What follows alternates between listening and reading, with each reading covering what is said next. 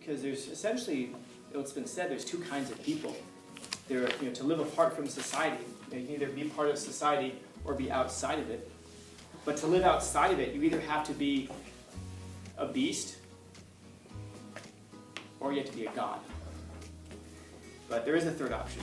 You can be both, a beast and a god, meaning that you could become a philosopher. But I wouldn't recommend it.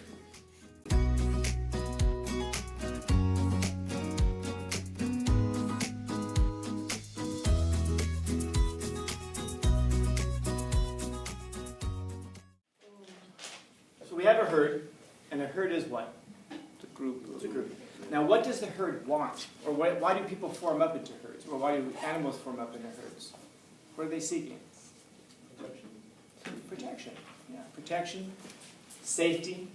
Yeah, they're looking for protection, and they're looking for safety. The idea is that there's power in numbers, there's safety in numbers. So people form up into groups, into herds. Groups, we can call them countries, we can call them communities. But this is why we form together. The idea is that we can get more done together, because if we're not working together, maybe we're attacking each other. Maybe we're out killing each other. Primarily, initially, we do it because, well, if there's 50 of us, and then there's 50 of those Neanderthals, well, we'd have to have 50 to fight those 50. We can't just go at it individually. So there's an element there that we're looking for protection and safety. So now, I guess the question becomes, what are some things that the herd thinks of as being moral? So what are some characteristics or some behaviors then? Never mind. So they never mind. This is true. This isn't a trick question. What are some things that we think of as being moral when we're living in groups of people? No killing. Loyalty? Like girl code. Girl code? Yeah. Don't get me started, man. I'm so pissed about girl code right now. Yeah, I'm going to say girl code. Guys, we have guy code? Yeah. Some of you do. Girl code, guy code, loyalty we think of as being part of herd morality. What else? Respect. Respect. Yeah.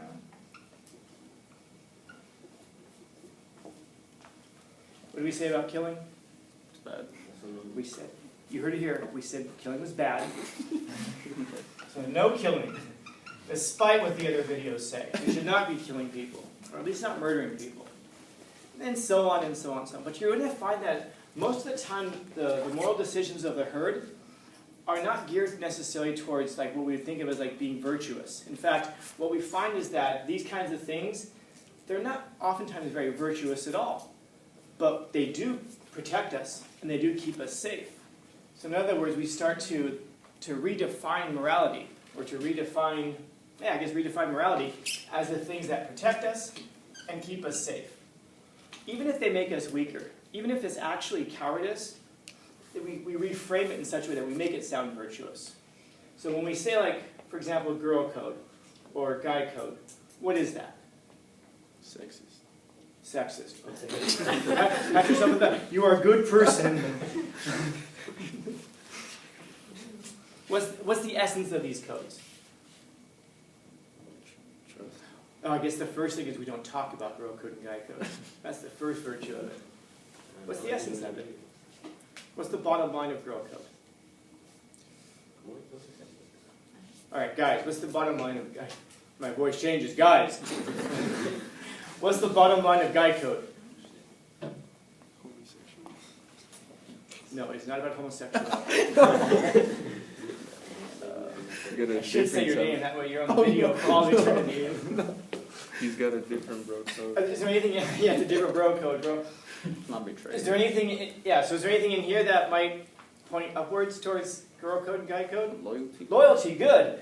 And loyalty specifically to the herd. Girls or guys, whatever the size of the herd is. What if you're a girl and there's a girl who's in your group who's doing the absolute 100% wrong thing? Don't matter. Girl code. Exactly. Exactly. We even get to the point where we cheer them on. We have guys, guy friends who are doing the absolute wrong thing. We know that they're doing the wrong thing, but we cheer them on. That's right, bro. We cheer them on, even though they're doing the wrong thing. Why? Because what if we call them out? What happens to us? Creates a problem. Yep. We no longer have the protection of the group. We no longer have the safety of the group. Which means that to belong to any herd, to belong to any group, it means, in essence, having to compromise your actual beliefs, having to compromise who you are. You cannot fully be yourself if you're part of any group. Like students will ask me if I go to protests or if I belong to any political group and stuff like that. And I think, well, if you're going to go to a protest, understand that you're giving up part of your humanity. You're if I go to a protest, I'm no longer Stephen Scanlon. I go to a protest, now I'm a protester among protesters. I'm now part of this group. If a couple people from the group throw Molotov cocktails, I'm part of that group. But I didn't do it. Don't matter. You're part of that group. It's convenient because it helps us to not have to know individuals. But when you join these things intentionally, again, you intentionally don't want to be known as an individual. You're giving up those aspects of yourself. What happens if you're a Democrat but you're against abortion? Well, you're not really a Democrat then. You're not really one of us. What if you're a Republican and you're in favor of abortion? Well, then you're not really one of us. You have to kind of put those things aside and say, well, I've got to compromise part of who I am so I can belong to this group. Now, how big the group is going to vary. In order to have a successful marriage, I'm told, you have to compromise, give up parts of who you are. It's give and take on both sides because you're coming together to form a new entity. It's no longer just you. It's you and another person. The same is true if you're going to be part of a group. You can't have a group and have everybody thinking different things. Everybody has to be kind of melded together into one. And the whole goal behind it is we give up part of who I am so that I can enjoy the safety and protection of y'all. And so that means that even if I know that my friend is wrong, don't matter, I'm going to back him up anyway. Why? Because I'm a coward who refuses to stand up for anything. No, sorry, I misspoke. I'm loyal. Yeah. This person is just a real piece of crap. I should tell them that, but no, dude, it's important to have respect. You know? And I guess maybe we'll put killing in its own category for now. We'll put that someplace else. But this is the idea, that the herd joins the herd. Establishes the herd, joins the herd, stays part of the herd. Not because they believe in anything. It's because we're afraid of so many other things. Because to venture out onto your own means, having to venture out onto your own. It means that you don't get the protection and the safety of the group. So, what that means is that at some point, if you're going to separate yourself from the herd, you're going to have to become an individual. And that means that you're going to have to find out who you really are. Because, by the way, if you never really try to find out who you really are, then you're not really sacrificing anything by staying part of the herd. Because you don't know what you're missing. You don't know what you don't know. Maybe you're somebody who has some very strong convictions, or you would have strong convictions about some issue, but because you never explore it, you never realize that you have strong convictions about it. So you never fully materialize. And there's something about that all of this kind of gears towards, and it's the thing that's probably going to be the death. I think you're going to find that more than almost anything in your life, it's going to be the death of your life. Not the literal death, but worse, the metaphorical death of your life. Because all of this stuff right here is geared towards seeking out one thing. Comfort. Comfort. It's comfortable to be part of the group. We just don't want to have problems. So like someone said earlier, what happens if I do, why don't I violate this code? Why don't I tell my friend that they're being a piece of crap? I think it was you who said, because it's going to cause problems. And we just want to avoid those problems. Which is more important? Standing up for what you believe in? Well, actually, first off, having beliefs that are worth standing up for, and then standing up for them. Or comfort. And many of us will fold the arms and say, standing up for what I believe in. Okay. Bullshit. For most people. For most people. Because you can't stand for something if you've never really considered it, if you've never really thought about it. And I think about some of these. I wonder how much time we've actually spent thinking about so many of these issues that we repost on social media. And it's not an attack on social media. Don't take it to be that. It's just that it's easy to repost things and say, oh wait, the herd is all saying I should be on this side. So you know what, I'm going to go ahead and be on this side. Because if I don't repost it, and by the way, you'll see stuff like that, right? If you don't care about such and such issue, then just unfriend me now. And you're like, oh, well, yeah, of course I care about that issue. If you don't repost it, I like those ones that actually extort you. I can see who saw my story. I don't know if you don't repost it. My God, is there anything more Nazi-esque than that? I've seen where you sleep, and I know if you reposted it or not. My God, would you want to be friends with people like that? And the answer to that question is, yeah, because most of us still have those people on social media. I get those things, I'm like, if you don't repost this, then just unfollow me now. I go, yeah, I guess you're right. Unfollow.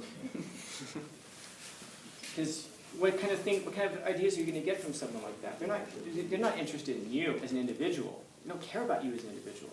They care about you so long as you can contribute protection and safety to them. It's a selfish relationship. The herd invariably has a selfish relationship with itself. It only wants you there if you're providing protection and safety. If you have a different point of view, shut them down. Don't let them talk.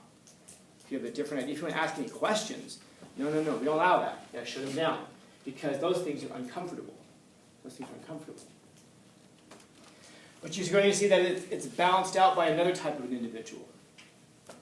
The individual. Nietzsche calls them the Übermensch, the Superman, or the Overman. Über means over, Mensch means man. And he's not just talking, I know some of you out there going, that's sexist. Again, pat yourself on the back. You are a good person according to the herd, because you're following what the herd wants you to do and what they want you to say. But they're talking exactly. But they're actually talking about mankind, of course. He's talking about mankind. And that's the person who examines themselves. And that's the person who will separate themselves from the herd, because you realize intuitively that you're going to absorb whatever you're surrounded by. If you go lay in a bathtub, you're going to absorb water. If you lay in, I don't know, a pile of lead, your body's going to absorb some lead. How much? Who knows? But if you surround yourself by a herd, invariably you're going to absorb some of this. So the individual realizes, the Übermensch realizes they have to separate themselves from the rest of society. Go into solitude. That doesn't mean you have to, go live in a cave in the mountains for 7 years. You might have to. There's a reason that every great world religion starts like that, with somebody who goes up into a mountaintop and hangs out, and then finally get some kind of a revelation from something outside of themselves. They have to separate themselves from society so they can escape the influence of the herd. And once you can escape the influence of the herd, a strange thing happens. You realize, I've been out here by myself. I don't need the herd. The protection and the safety are nice, and the comfort is nice, but then you start to realize, no. The comfort's not nice. The comfort's not nice, because the comfort is the thing that stops you from moving. If you didn't have to be here today, it's only, 12:30, I wonder how many of you would still be in bed where it's warm. The thing that made you get out of bed was that you had somewhere to be. Imagine if you were so comfortable with where you were and you had nothing that was kind of like pushing you to get you to go anywhere. I wonder how many of us would still be laying in bed. Pondering, what's the meaning of my life? The meaning of your life is not to be found in your warm bed. If it was, I promise you, you would have found it by now, because you spent a lot of time there, man. The meaning and purpose of your life is not to be found in your comfort areas, because if it was, I promise you, you would have found it by now. The meaning and purpose of your life is to be found outside of these things. And by the way, this is why most people never find it. Because if there's nothing that's forcing you to go this way, and if you can always refer back to the protection and the safety of the herd, then there's no reason to go out and try to seek these things. Unless there's something in you that forces yourself to do it. But yeah, again, that's hard to come by when you don't have to. I think I talk about this class as an example. How much time do I spend walking around? Come on, get your work done. You can do it. If I take you outside, are you okay? You're not as talkative as usual. Do you have something going on? Can you please make my life meaningful in some way by letting me help you in some way? No, we don't do that here. I know you have other places that do that. I know that. But this is why. Because you're finding out right now, when you're in here, am I a person who's able to push myself and motivate myself? Or am I a person who has to have somebody pushing me? Because in life, you're not going to have a lot of people pushing you. You'll have some people pushing you. You'll have a boss who will tell you to be at work on time. If you're not, you're fired. You're going to have an IRS agent who's forcing you to pay your taxes. You're going to have all kinds, city inspectors who are forcing you to follow code regulations. There will be people in your life who will do that. But what you're going to find is that that's as far as most of us are going to go. We're not going to go beyond that to make ourselves better. We're only going to go as far as we have to go. And then once we're done with work that day, we go back to the comfort and safety and protection of our houses, and we watch television. We find ourselves in our basement covered in Cheeto dust, playing video games. And we're playing fantasy games, trying to find a world that doesn't quite resemble hell as much as our actual real life does. We go out and we play a video game to try to live a life of adventure and excitement, something meaningful. And we can't understand, how come I can't find this in real life? Of course we know why. Of course we know why. But it's the individual who's able to separate themselves from this. And by the way, that's going to be a true friend in your life. A true friend stabs you in the front. A true friend is a person who's willing to wage war for you and willing to wage war against you. If you're a person and you're not doing what you should be doing, or at least if you're a person who's sabotaging yourself, a loyal friend, loyal is a person who sit there and go, just be you. You know what? How do I give advice? How do I give advice without losing friends? Because I really need this protection, this safety. I really don't want to be by myself. You know what? Just do what makes you happy. And the friend's like, oh, thank you so much. You guys all hug it out. But that person's going to go off and be a worse person. And I don't just mean like you're helping them become a more moral person. What I'm saying is that that's a person who's going to continue on a self-destructive path. And they're going to find themselves, in 10 years, they're going to be exactly where they are right now while you're comforting them. And then their life's going to end in tragedy. Now let me ask you, were you really a loyal friend? Why didn't you stab them in the front and tell them the truth when they asked for it? I mean, that's the important thing, when they ask for it. You know, because I don't want to lose them as a friend. You're losing them anyway. In fact, it's worse. Imagine if I told you, you can keep this friend, but they're going to hell for it. Would you want to keep them as a friend, or would you be willing to let them go because you know because you know that letting them go is going to help them be better, to keep them out of hell? Hopefully you would tell your friend. Hopefully you tell your friend, and then that's what it is to stab a friend in the front. So you have to be willing to wage war for your friend and against your friend, because that's the thing that's going to save their lives ultimately. And again, when you're asked for it, you don't have to go around telling everybody everything that you're thinking. But that means that you have to be willing to lose your friends too. It means you have to be willing to love your enemies. And it means that you have to be willing to hate your friends. It's hard. It's very difficult. You find yourself alone a lot. But you find yourself alone, however, you also find yourself not really needing people as much. Because there's essentially, what's been said, there's two kinds of people. They're, to live apart from society. You can either be part of society or be outside of it. But to live outside of it, you either have to be a beast or you have to be a god. But there is a third option. You can be both, a beast and a god, meaning that you could become a philosopher. But I wouldn't recommend it. This is much safer. This is much more comfortable. There's warm beds over here. There's plenty of food. And nobody will ever tell you anything that will improve your life. I'm sorry, make you feel bad about yourself. Questions, comments, concerns, complaints, criticisms, critiques? Happy Friday. Friday the 13th too, huh? Oh, that's right.